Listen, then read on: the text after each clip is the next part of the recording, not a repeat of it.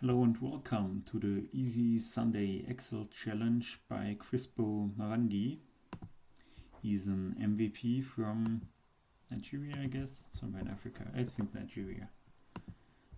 So this challenge is from yesterday, but yeah, we will do it anyways. So I see there are hard-coded start months as I'm on a different language version.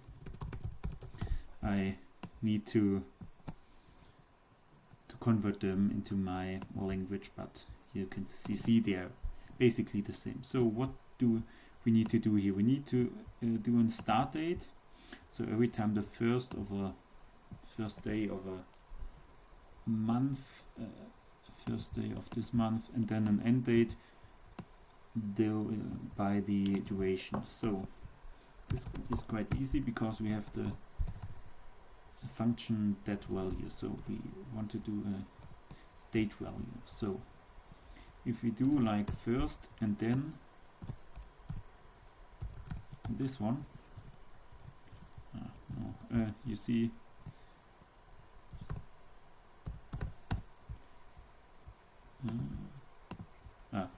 you see it's basically the same. So with that value you do first, because you want to have the first day of this month, and then the months as a dynamic array. You get the sequence for the start date. You could also do something like first, no, you can't do this, but with like in a parenthesis, but you can also do it like do the first and then also works for the second, and it assumes that you want to have the year of today, so you don't need to do something like equals year today, so to get like the current year. So and then we want to have also the end date, and therefore we have the EOMONTH function.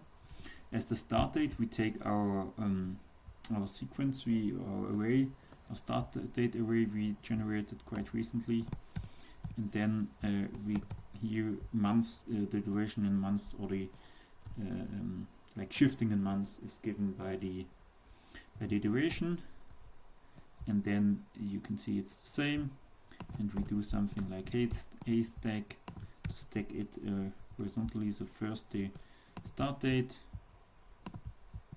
and then the end date, and as you can see the format is a little bit different, but they're basically the same because everything is true.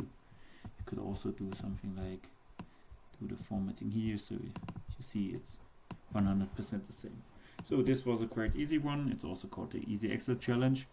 So you have like the start date we generated with DATEVALUE function. You don't need that often.